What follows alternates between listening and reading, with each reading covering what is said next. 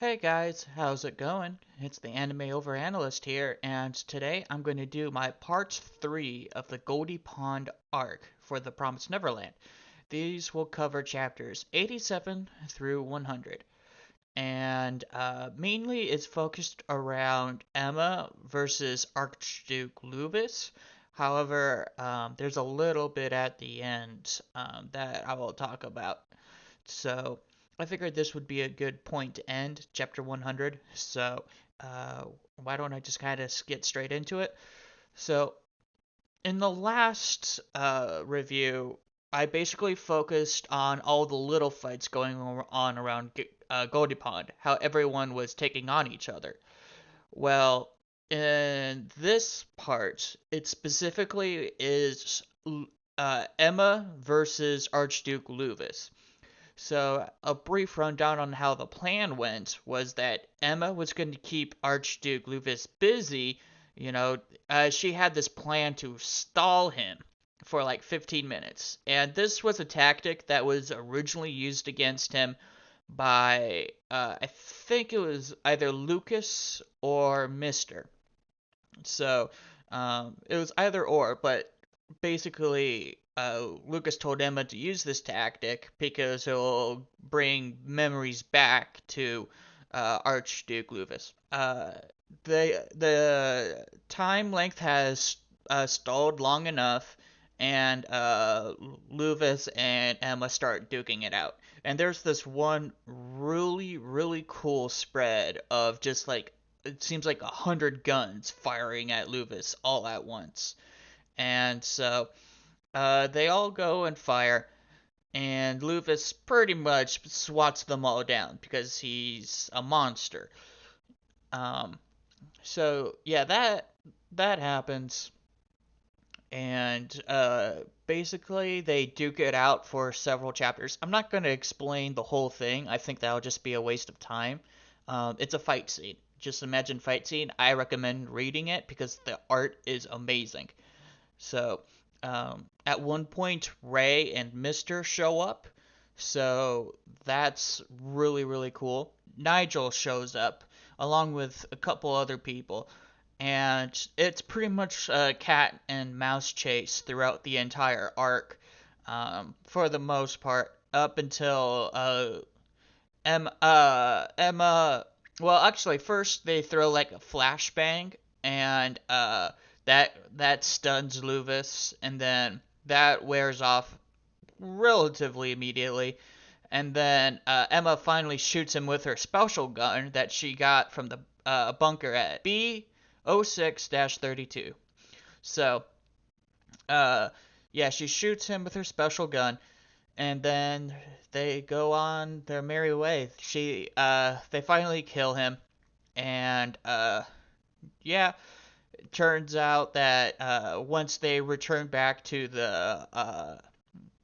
where everybody's at, which is underground, they find that Lucas is injured, Oliver's injured, Gillian's injured. Lucas is just kind of there. He's not too injured per se, but it's mainly Oliver and Gillian. So, uh, and Emma. Emma gets hurt really bad in the fight.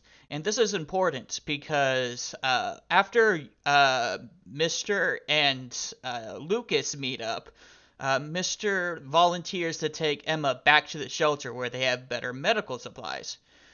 This is important because, if you remember correctly, Gilda threatened to blow up the entire place if Emma or Ray doesn't come back alive. So, in a way, that's kind of playing in the back of his mind, but he does it anyways. He rushes out and rushes Emma back to base, and Lucas and everybody else take the long route, including Ray. Ray also goes with them to take the long route, trying to make sure that everybody gets to the shelter safely.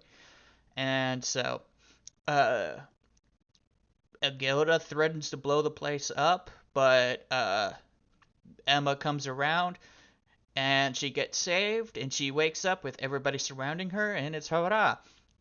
So, uh, what happens towards the end here is that I don't know if they mention it in this section, but I'm going with it anyways. Towards the end, they come out with Mister's name, which is Yugo.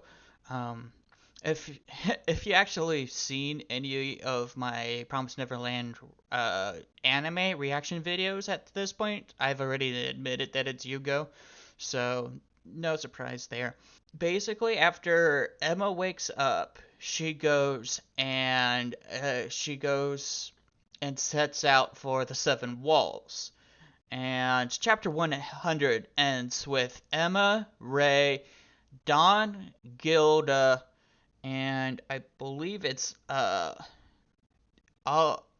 Oliver. It's either Oliver and Violet. Um, it looks like Violet. So they actually arrive at the Seven Walls, and that's kind of the end of chapter 100. So what I actually really like is how Dawn and Gilda get included. I really wish that Dawn and Gilda have more of a spotlight. They're kind of giving them more of a spotlight in the anime. They really do have more spotlight around the arc that I'm reading, which is great. Dawn and Gilda deserve so much spotlight. They're so underrated. I know I keep saying this every video and never doing it, but maybe I should just make a Dawn and Gilda video. I have yet to really make an analysis video, and I've got so many ideas that I want to talk about. And hey, if any of you have any ideas that you want to talk about, just post them in the comments down below. It wouldn't help. If you haven't noticed, I'm a pretty small channel. I've replied to all of my comments in one way, shape, or form, whether it be criticism or just like a thumbs up. I I've I like to respond to comments. I like the interaction. So I think I'm gonna conclude this video here, and that means that I have been the Anime Overanalyst. This has been another Promised Land review, and I'll see you guys in the next video. Peace.